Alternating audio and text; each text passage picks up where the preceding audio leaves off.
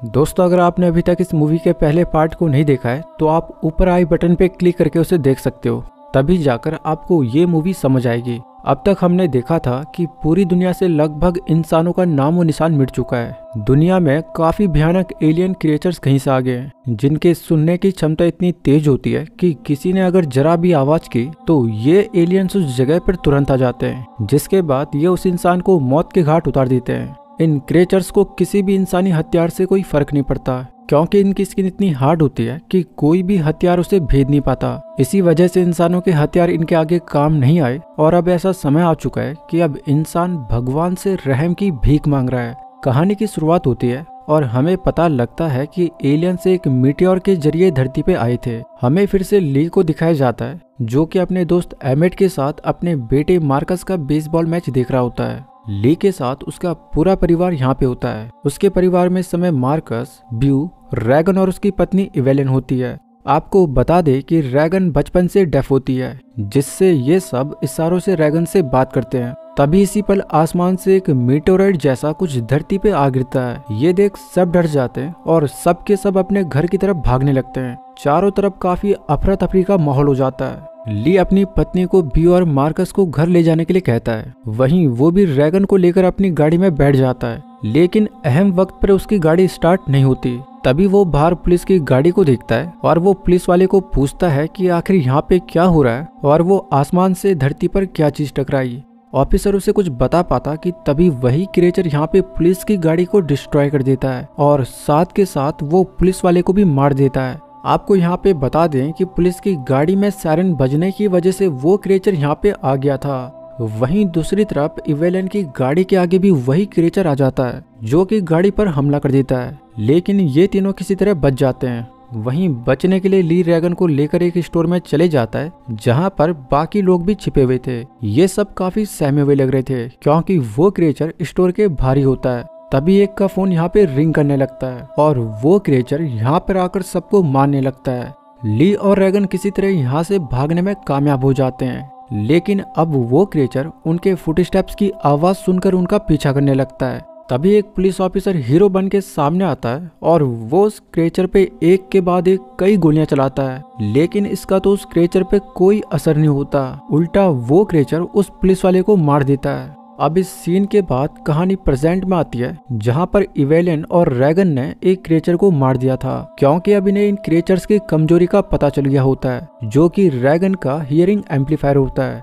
जी हाँ, रैगन के hearing amplifier से एक बहुत तेज फ्रीक्वेंसी साउंड आती है, जो कि इन क्रिएचर्स के बर्दाश्त के बाहर होती है और क्रिएचर जब इसे सुनते हैं तो वो काफी हर्ट हो जाते हैं और वो अपनी बाहरी स्किन को हटा देते हैं, जिसके बाद अगर उनके इंटरनल पार्ट्स को निशाना बनाया जाए तो इन क्रिएचर्स को मारा जा सकता है, जैसे कि अभी इवेलिन ने मारा होता है। इवेलिन देखती है कि उनके घर में आग लग चुकी है, तो अब वो यहाँ पर नहीं रह सकते। तो अब वो कुछ जरूरी सामान लेकर अपने तीनों बच्चों के साथ यहाँ से निकल जाती है। उसका न्यू बॉर्न बेबी उसने एक साउंड प्रूफ बॉक्स में रखा होता है, ताकि उसकी आवाज बाहर ना आए। साथ ही ऑक्सीजन के लिए उसने एक ऑक्सीजन पाइप को उसके मुंह पे लगाया होता है। रात को रैगन एक गोदाम के ऊपर आग जलाती है और इसी समय रैगन देखती है कि कहीं दूर भी आग जली हुई है, जो कि एक फायर सिग्नल हो सकता है। तो वो उस जगह को अपने मैप पर नोट कर लेती है। तो अब अगले दिन ये पूरा परिवार उस जगह के लिए निकल जाता है। ये सब उस जगह पहुंच तो जाते हैं, लेकिन तभी इवेलिन का पैर एक रस्सी पर टच हो जाता है, जो कि कांच की कई सारी बॉटल्स के गुच्छों से अटैच होता है, जिससे यहाँ पर एक साउंड क्रिएट हो जाती है। और अब वो क्रिएचर यहाँ पे आई, इससे पहले ये सब घर की तरफ भागने लगते हैं, लेकिन तभी मार्कस का पैर एक बियर ट्रैप में फंस जाता है और वो जोर जोर से चीखने लगता है। इवेलिन किसी तरह उसके मुंह को बंद कर देती है और उसके पैर को ट्रैप से निकाल देती है, लेकिन अब तक काफी देर हो चुकी है, क्योंकि वो भयानक क्रिएचर अब तक यहाँ पे आ चुका होता है। लेकिन यहाँ पे रैगन सूझबूझ से काम लेती है और वो अपने स्पीकर पर उस फ्रीक्वेंसी साउंड को ऑन कर देती है, जिसके बाद वो क्रिएचर तड़पने लगता है और अपने इंटरनल बॉडी को एक्सपोज कर देता है, जिसके बाद इवेलिन शॉट गन से उस क्रिएचर को खत्म कर देती है। वहीं एक आदमी ऊपर से ये सब देख रहा होता है। उसे ये नहीं समझ आता कि इन्होंने उस क्रिएचर को मार कैसे दिया। वो आदमी ने घर के अंदर लेके आता है और अपने बेसमेंट के बंकर में लेके जाता है, क्योंकि एक और क्रिएचर यहाँ पे आ गया होता है। बंकर चारों तरफ से बंद होता है और यहाँ पर ऑक्सीजन भी लिमिटेड होता है। उस आदमी ने अपना चेहरा कपड़े से ढका हुआ था। वो इवेलिन को बताता है कि वो अब ज्यादा देर तक यहाँ पे नहीं रह सकते, क्योंकि ना तो उसके पास उनके लिए खाना है और ना ही ऑक्सीजन। लेकिन इवेलिन उसे अपने न्यू बॉर्न बेबी को दिखाती है और साथ ही वो उसकी आवाज से समझ जाती है कि वो शख्स और कोई नहीं बल्कि एमेट है, जो कि ली का काफी अच्छा दोस्त था। अब एमेट भी मजबूर हो जाता है कि वो इन्हें अपने साथ रखे। वो मार्कस के पैर पे दवाई करता है, जिससे मार्कस को और भी तेज पेन होने लगता है। लेकिन रैगन उसे हेडफोन पहना देती है। तभी इसी पल मार्कस को रेडियो पे एक सिग्नल क्लिक हो जाता है और वो इसके बारे में सबको बताता है। रेडियो पर कोई बियॉन्ड द सी नाम का गाना चल रहा होता है। रैगन को लगता है कि ये एक सिग्नल है, लेकिन एमिट उसे बताता है कि ये गाना कई महीनों से रिपीट हो रहा है, क्योंकि अब धरती पर कोई भी इंसान नहीं बचा और जो कुछ बचे कुछ हैं उन पे भरोसा नहीं किया जा सकता। लेकिन इसी रात को रैगन मार्कस के पास आती है और बताती है कि वो सिग्नल आइलैंड से आ रहा है, तो वो उसके साथ चले ताकि वो एम्पलीफायर की फ्रीक्वेंसी साउंड को रेडियो पर भी चला सके, जिससे कि बाकी बचे हुए इंसानों की मदद हो सके। लेकिन मार्कस काफी सहमा हुआ था, तो वो रैगन को मना कर देता है, जिसके बाद अब रैगन अकेले ही रेडियो स्टेशन का सफर शुरू कर देती है। वहीं इवेलिन को जब पता लगता है कि रैगन यहाँ से जा चुकी है, तो वो एमिट से रिक्वेस्ट करती है कि वो प्लीज उसकी बेटी को सही सलामत वापस लेके आए। अब ली से दोस्ती के नाते एमिट ये करने के लिए मान जाता है। वहीं रैगन रास्ते में एक ट्रेन में एंटर कर जाती है ताकि वो कुछ जरूरी सामान वहां से ले सके, लेकिन वो देखती है कि पूरी ट्रेन लाशों से भरी पड़ी हुई है। ये देख वो पूरी तरह सहम जाती है और तभी एक लाश को देख उसकी चीख निकल जाती है, जिससे अब यहाँ पे साउंड क्रिएट हो जाती है और एक क्रिएचर यहाँ पे आ जाता है। रैगन बचने के लिए अपना हियरिंग एम्पलीफायर ऑन कर देती है, जिसके फ्रीक्वेंसी साउंड से वो क्रिएचर तड़पने लगता है और फिर रैगन उसे शॉट गन से शूट कर देती है। लेकिन अब भी वो क्रिएचर उसे मारने के लिए बढ़ता है और वो रैगन को मारे कि तभी सही समय पे यहाँ पे एमिट आ जाता है और वो उस क्रिएचर को मार देता है। रैगन अब एमिट को कन्विंस करती है कि वो प्लीज उसके साथ आइलैंड पे चले ताकि वो रेडियो पर उस फ्रीक्वेंसी साउंड को प्रसारित कर पाए।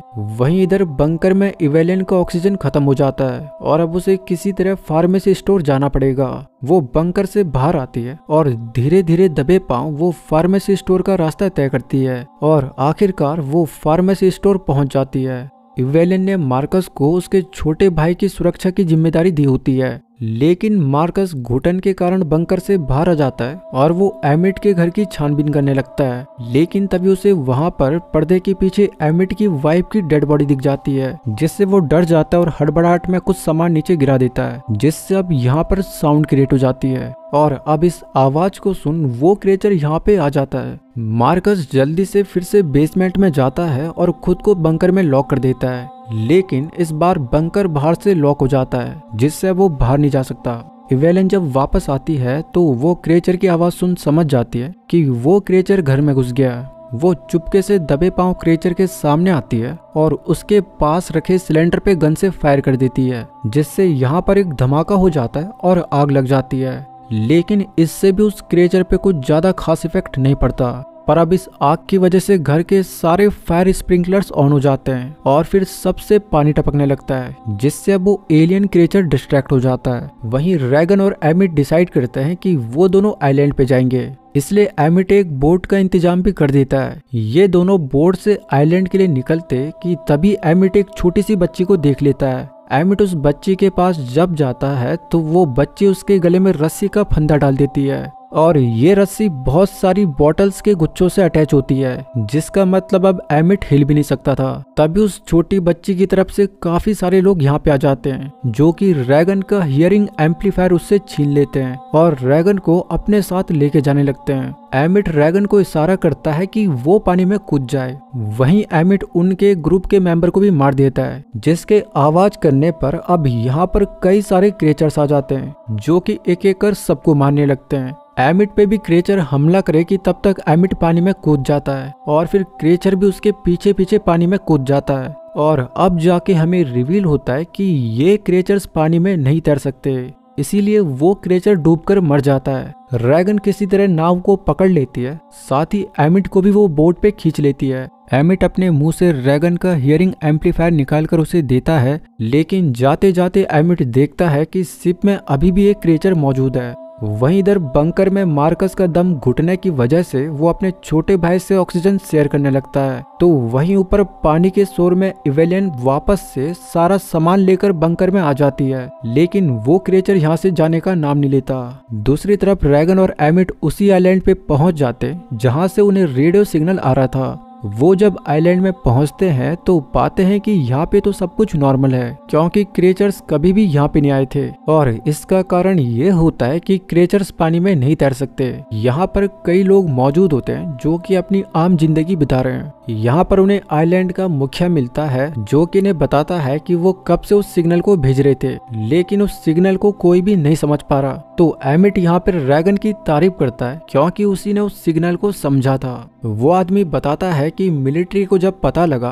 कि ये एलियंस पानी में नहीं तैर सकते तो उन्होंने कई सारी शिप शहर के लिए भेजी ताकि लोग यहाँ आइलैंड पे आ सके, लेकिन सिर्फ 2 ही शिप वापस आइलैंड पे आने में कामयाब हुई। अब अगली सुबह एमिट को कुछ एहसास होता है और वो देखता है कि वही शिप इस आइलैंड पे आ चुकी है जिसमें कि कल रात एक एलियन था। वो अब काफी डर जाता है और वो सब लोगों को ये इन्फॉर्म करे कि तब तक काफी देर हो चुकी थी, क्योंकि अब तक वो क्रेचर यहाँ पे आके सब लोगों को मारने लगता है। आइलैंड का मुखिया रैगन और एमिट को अपनी कार में बिठा रेडियो स्टेशन के लिए निकल जाता है ताकि वो उस फ्रीक्वेंसी साउंड को रेडियो पे प्रसारित कर पाए। साथ ही वो उस क्रेचर को दूर लेके जाना चाहते थे, लेकिन इस संघर्ष में आइलैंड का मुखिया मारा जाता है और फिर रैगन को रेडियो ब्रॉडकास्ट रूम तक ले जाने के सफर में एमिट भी काफी इंजर्ड हो जाता है। वहीं इधर सुबह जब इवेलियन उठती है तो पाती है कि वो क्रेचर अभी तक उनके कमरे में ही है। साथ ही इवेलियन का एक ऑक्सीजन सिलेंडर भी खत्म हो जाता है, लेकिन वो चाहकर भी बाहर नहीं जा सकती क्योंकि वो क्रेचर अभी बंकर के ऊपर ही होता है। वहीं इस तरफ वो क्रेचर अब एमिट को भी मारे कि तब तक रैगन अपने हियरिंग एम्पलीफायर को ऑन कर देती है, जिसके फ्रीक्वेंसी साउंड से वो क्रेचर तड़पने लगता है और वो अपने इंटरनल पार्ट्स को एक्सपोज कर देता है, जिसके बाद रैगन एक रॉड को लेकर उस क्रेचर के सर के आर पार कर देती है, जिससे वो क्रेचर वहीं पे दम तोड़ देता है। अब इसके बाद रैगन उस फ्रीक्वेंसी साउंड को रेडियो पे ब्रॉडकास्ट कर देती है, जो कि रेडियो पे मार्कस भी सुन लेता है और फिर वो भी रेडियो लेकर बाहर उस क्रेचर के आगे खड़ा हो जाता है। और जैसे ही वो क्रेचर अपने इंटरनल पार्ट्स को शो करता है, मार्कस गन से उसे शूट कर देता है और इस तरह मार्कस भी अब क्रेचर को मार देता है। ये देख इवेलियन की आंखों में एक चमक होती है क्योंकि अब उसके बच्चे अपने परिवार की रक्षा कर सकते हैं। और फिर इसी सीन के साथ इस कहानी का अंत हो जाता है।